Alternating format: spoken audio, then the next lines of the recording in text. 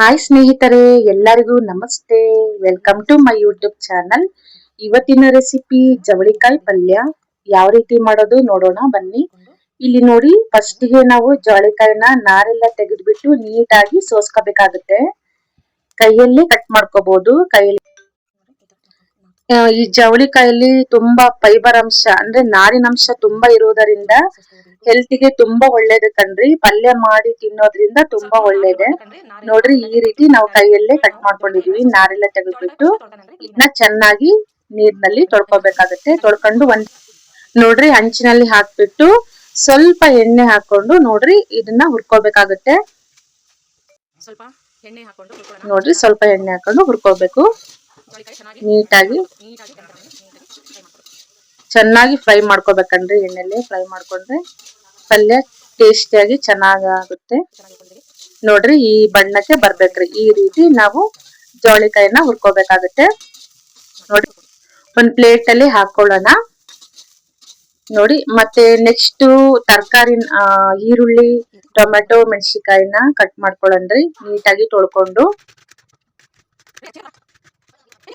ನೋಡ್ರಿ, ಈರುಳ್ಳಿ, ಮೆಣಸಿನಕಾಯಿ, ಟೊಮೆಟೊ ಚಿಕ್ಕದಾಗಿ ಕಟ್ ಮಾಡ್ಕೊಳ್ಳಿ. ಒಗ್ಗರಣೆಗೆ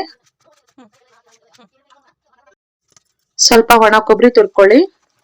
ನೋಡ್ರಿ, ನಾನು ಆಲ್ರೆಡಿ ಪಾತ್ರೆಯಲ್ಲಿ ಎಣ್ಣೆ ಹಾಕಿದ್ದೆ ಒಗ್ಗರಣೆಗೆ. ನೋಡ್ರಿ, ಸಾಸಿವೆ ಜೀರಿಗೆ ಹಾಕಿದೀನಿ. ಹಸಿಮೆಣಸಿನಕಾಯಿ ಹಾಕೊಳ್ಳಿ. ಕರಿಬೇವು, ಹಸಿಮೆಣಸಿನಕಾಯಿ ಒಗ್ಗರಣೆಗೆ ನೀಟಾಗಿ ಫ್ರೈ ಮಾಡ್ಕೊಳ್ಳಿ. ನೆಕ್ಸ್ಟ್ ಈರುಳ್ಳಿ ಹಾಕೊಳ್ಳಿ.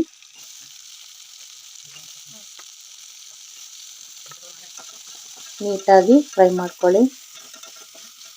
ನೆಕ್ಸ್ಟ್ ಟೊಮೆಟೊ ಹಾಕೊಳ್ಳಿ. ನೋಡ್ರಿ, ಸ್ವಲ್ಪ ಒಗ್ಗರಣೆ ಬೇಯಬೇಕು. ಬೆಂದ ನಂತರ ಜವಳಿಕಾಯಿ ಹಾಕೊಳ್ಳೋಣ. ನೋಡಿ, ರುಚಿಗೆ ತಕ್ಕಷ್ಟು ಉಪ್ಪನ್ನ ಹಾಕೊಳ್ಳಿ. ಒಂದ್ ಸ್ಪೂನು ಧನಿಯಾ ಪೌಡರ್ ಹಾಕೊಳ್ಳಿ. ನೀಟಾಗಿ ಫ್ರೈ ಮಾಡ್ಕೊಳ್ಳಿ. ಸ್ವಲ್ಪ ನೀರ್ ಹಾಕೊಳ್ಳಿ. ತುಂಬಾ ಜಾಸ್ತಿ ಬೇಡ, ಸ್ವಲ್ಪ ಕಣ್ರಿ. ನೋಡ್ರಿ, ಜವಳಿಕಾಯಿ ಬೆಂದಿದೆ ಅಂತ ನೋಡೋಣ. ಒಂದ್ ಇಚ್ಕಿ ನೋಡಿ. ನೋಡ್ರಿ, ಬೆಂದಿದೆ. ಕೊತ್ತಂಬರಿ ಸೊಪ್ಪು ಹಾಕೊಳ್ಳಿ. ಮತ್ತೆ ಒಣ ಕೊಬ್ಬರಿ ತುರಿ ಹಾಕೊಳ್ಳಿ. ನೋಡ್ರಿ, ಗ್ಯಾಸ್ ಆಫ್ ಮಾಡ್ಬಿಟ್ಟು ನಾವ್ ಇದನ್ನ ಕೆಳಗಿಳಿಸ್ಕೊಂಡು ಮಿಕ್ಸ್ ಮಾಡ್ಕೊಳ್ಳೋದ್ರೆಲ್ಲ ಕೊಬ್ಬರಿ, ಒಣ ಕೊಬ್ಬರಿ, ಕೊತ್ತಂಬರಿ ಸೊಪ್ಪೆಲ್ಲ ಹಾಕಿರೋದು ನೀಟಾಗಿ ಕಲಿಸ್ಕೊಳ್ಳಿ. ನೋಡ್ರಿ, ಪಲ್ಯ ರೆಡಿ ಆಗಿದೆ. ನೀವು ಒಂದ್ಸಲ ಮನೆಯಲ್ಲಿ ಟ್ರೈ ಮಾಡಿ ಫ್ರೆಂಡ್ಸ್. ಹೇಗಿದೆ ಅಂತ ಕಮೆಂಟ್ ಬಾಕ್ಸ್ ಅಲ್ಲಿ ತಿಳಿಸಿ. ನೋಡ್ರಿ, ನನ್ನ ವಿಡಿಯೋ ಮೊದಲನೇ ಸಾರಿ ನೀವು ನೋಡ್ತಾ ಇದ್ರೆ ಪ್ಲೀಸ್ ಸಬ್ಸ್ಕ್ರೈಬ್ ಆಗಿ. ಹಾಗೆ ನನ್ನ ವಿಡಿಯೋ ಇಷ್ಟ ಆಗಿದ್ರೆ ಒಂದ್ ಲೈಕ್ ಕೊಡೋದು ಮಾತ್ರ ಮರೆಯಕ್ ಹೋಗ್ಬೇಡಿ. Thanks for video watching friends. Bye.